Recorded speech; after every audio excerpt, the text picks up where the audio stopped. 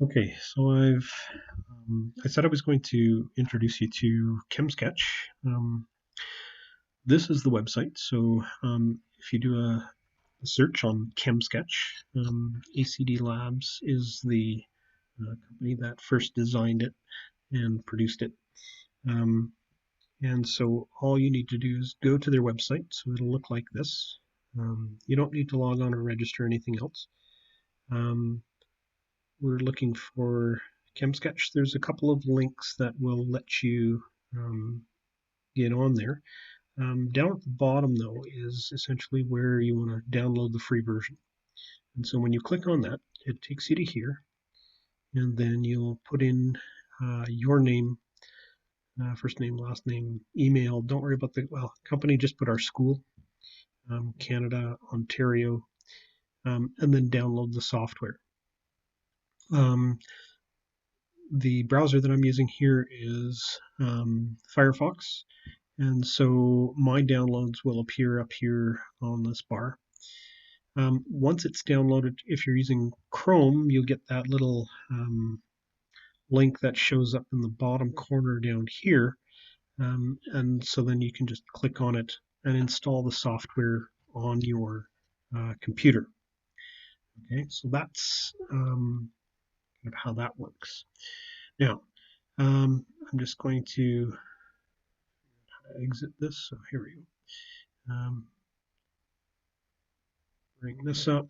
Now, I already have Chemsketch in my program here, so I'm going to start it up and give you a little bit of a walkthrough.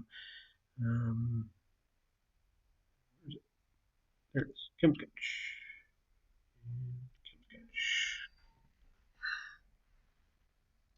Download that. Where is that? Okay, so when you start up the first time, it looks like this. You get this little page here. You just click OK. You don't need to worry about what it says. Same thing here. You don't need to worry about anything here. I just click No, and it's done. This is the graphical interface for it. And it's got all kinds of things, and it's really daunting when you look at it first. So let me go through a couple of the simple ways. You can explore some of the extras on your own if you like. But for drawing simple compounds, if you're going to draw just carbon-carbon chains, um, there's a few little things that you need to look at. First of all, under options. This is one of the things you want to set the structure style. Um, now, I have mine set on JMOL model. That gives me the nice clean stick diagrams that I've been looking for, and it's set to autosave, so mine always goes back to that. But JMOL model is the one that you want. Right, so CH4 is done like that. When you click under structure, you have to be under structure if you're drawing. If I'm going to now increase this, I can do it one strand at a time. Control Z just undoes all the things that I've done, so I'm going to undo everything. If I want to do multiple or continuous draw, then I can check these guys out here, and it'll let me add on to those things as well. The multi-chain is kind of the nice thing that I like. So if I want to do a 5-6 carbon chain, I can just drag this thing over. And then I can click on one of these to add more branches. If I want to put a double bond in here, a double bond in here, I can do all of that as well. Here's the real power. Tools. All right. First of all, I can clean the structure, so you need F9 or clean the structure, and what that does is it kind of adjusts everything so that it looks nice and neat on the page. The other tool is where is it now? Generate. Generate a name for the structure. It'll generate all of these other things too, and they might be handy for you come first year, second year university if you're going to go on into organic chemistry. This one here creates the structural name for this compound. Now, because this is an alkene, it does EZ isomerism. And the way I've drawn these, they're E isomers because they're trans, right? So E is the same as trans, although they use a slightly different format for figuring out. They use the number, which indicates the position, which is doubled up in the name as well. But they include this sort of thing as a prefix to the prefix, right? And then you notice I've got on the third carbon, we've got the methyl, all right, 3-methyl. And then there's a hexa 2,4-diene, and that's kind of similar to what we've done. The only thing we would go is the 2 trans, the 4 trans as well.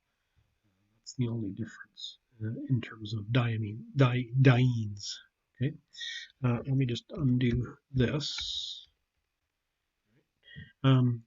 Draw some other stuff. Now, if I want to, let's say, do an ether, I can include a hydroxyl group on here. Put another one here. If I want to now add on more carbons in here, now I've got an ether in the chain. If I want to make this alcohol here a ketone instead, then I just click on the bond there, click again, and now I've got the double bonded oxygen. I can also introduce nitrogens. So let's put nitrogen in here. Then I can click on that and get a secondary amine, that sort of thing. If I want to make a carboxylic acid now, then I can put the 2 alcohols there, create the double bond, so now I've got a carboxylic acid, and so on and so on. Now I can create all kinds of wonderful things in this fashion. Over on this side, we can also use some of the cyclic compounds. Now, benzene rings, if you put them in like this is kind of how this works. Problem with this is that, of course, now we have these double bonds every other one, and that's not always kind of nice and neat, and it's not usually drawn that way. This feature here, if I select this guy here, what I can do is I can create the resonance structure in this fashion. Now, the thing in the middle is just to center that circle. When you copy that, so if I go to draw, now I can select the entire compound. Go Control C to copy, and then I can put it into a Word document. So Control C. Let me pull up Word for a second. Now I can paste this into my Word document.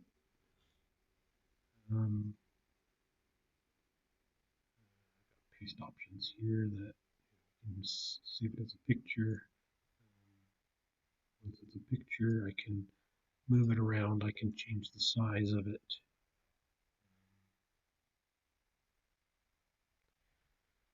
I may need to do the text wrapping thing to behind text, and I can move it around in my Word document.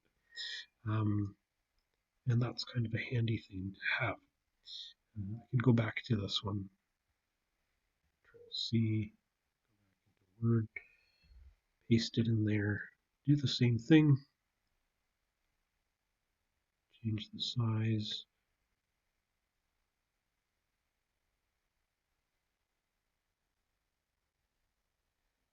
Oops, I didn't paste it as a picture, so it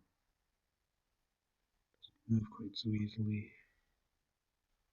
Text wrap behind, and now I can move that around, resize it. Anyway, so there's the power of this program, and those simple functions can help you kind of sort through all of this. Play with it. It's one of those things that's going to take a little bit of time to get used to if you're interested, but there it is for you. Okay.